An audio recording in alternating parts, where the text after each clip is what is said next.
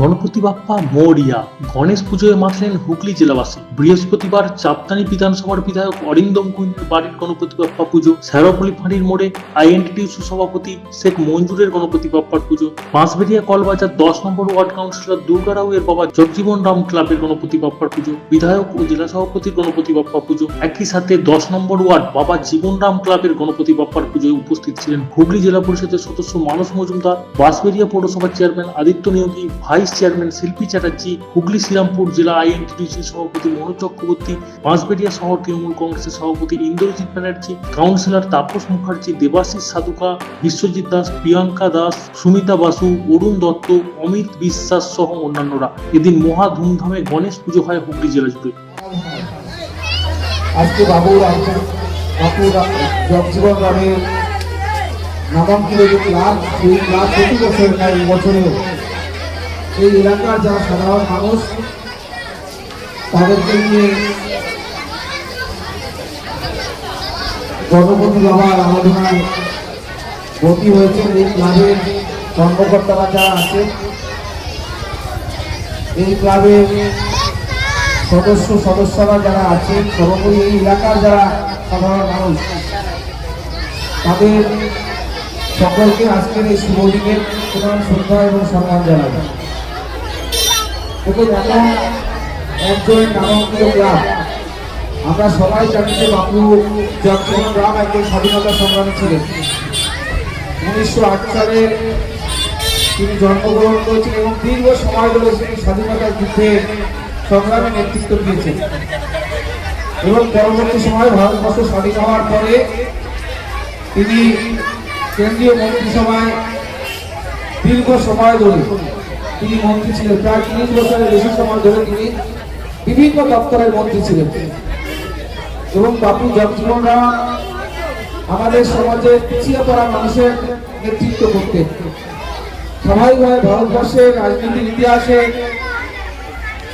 যারা প্রবেশ করেছে তার মধ্যে উজ্জ্বল নক্ষত্র ছিলেন বাপু জগজীবন রাম এবং আরো বেশি উজ্জ্বল ছিলেন এই কারণে যে তিনি এমন একটা সমাজের নেতৃত্ব করতেন, প্রতিনিধিত্ব করতেন, যে সমাজের মানুষকে সেই সময় এই ভারতবর্ষের যে শাসন ব্যবস্থা, যে সামাজিক ব্যবস্থা, সেই সামাজিক ব্যবস্থায় তাদেরকে অবজ্ঞা করা হতো।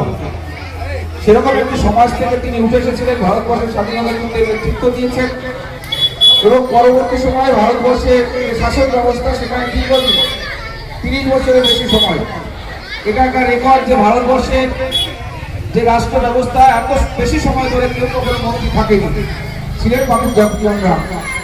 তার নামাঙ্কিত ক্লাব, এই ক্লাবের যারা কর্মকর্তারা আছেন, সদস্যরা আছেন, প্রতি বছর বাপুজির যে আদর্শ, সেই আদর্শকে বেশি করে মানুষের মধ্যে প্রচার করার চেষ্টা করেন, সেই আদর্শকে ছড়িয়ে দেওয়ার চেষ্টা করেন।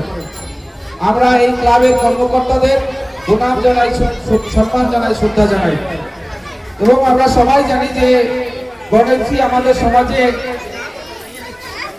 সকলের আরাধ্য দেবতা, কারণ তিনি বিদ্যা, বুদ্ধি, ধন সম্পদের দেবতা।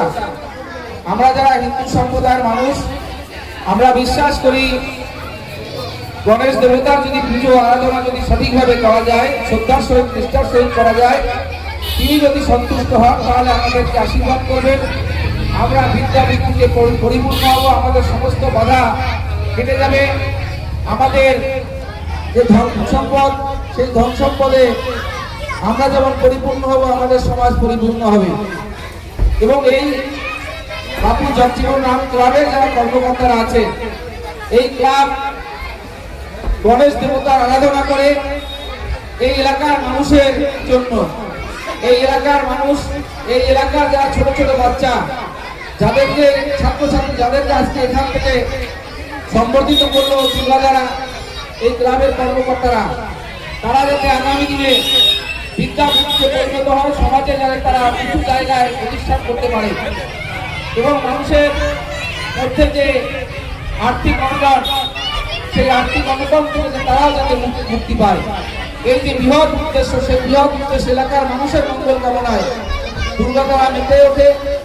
এই এলাকার মানুষের মঙ্গলে গণেশ দেবতার আরাধনায় আমি দুর্গা দাকে বলবো যে প্রত্যেক বছর যে আরাধনা এই ক্লাব করে আরো ধুমধাম করে আরো বেশি মানুষকে নিয়ে এই আরাধনা প্রতি বছর করে যাবে এবং অবশ্যই সেই আরাধনায় যেন শ্রদ্ধা থাকে, নিষ্ঠা থাকে, ভক্তি থাকে।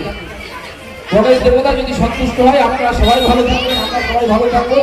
আমাদের সন্তান সন্ততিরা, আপনাদের সন্তান সন্ততিরা তারা বিদ্যা বুদ্ধিতে পরিপূর্ণ হবে, তারা সমাজে মান সম্মান রক্ষা করবে, তারা সমাজে আরো উঁচু জায়গায় যাবে, তারা পূজা মাতার যে স্বপ্ন সেই স্বপ্নকে পূরণ করবে।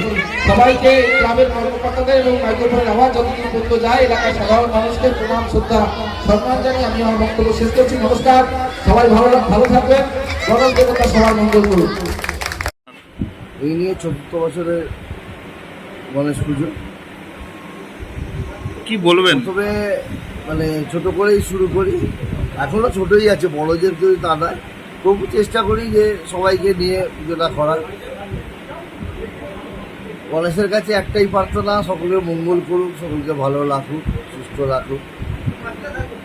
না, আমরা সারা বছরই পুজো পার্বণ নিয়ে থাকি, কখনো সরস্বতী পুজো, কখনো কালী পুজো, কখনো দুর্গা পুজো, কখনো গণেশ পুজো, কখনো শীতলা পুজো। আর যেদিন শীতলা তলায় আমার বাড়ি, মা শীতলায় প্রতিদিন বেরোবার সময় প্রণাম করে বেরোই, মা কালীকে প্রণাম করে বেরোই। তাই ভাবি যে যখন বর্তমান সমাজে দেখতে পাই যে কোনো রাজনৈতিক দল যারা হিন্দুত্ব নিয়ে কথা বলে, যারা আমরা যারা হিন্দু তারা তো আমরা পুজো পার্বণ নিয়ে, পুজো আস্থা নিয়েই আমরা চলি। তো এখানে এইসব মানে তাদের থেকে আমাদের শিখতে হবে হিন্দুত্ব, এটা ভাবতে পারি না।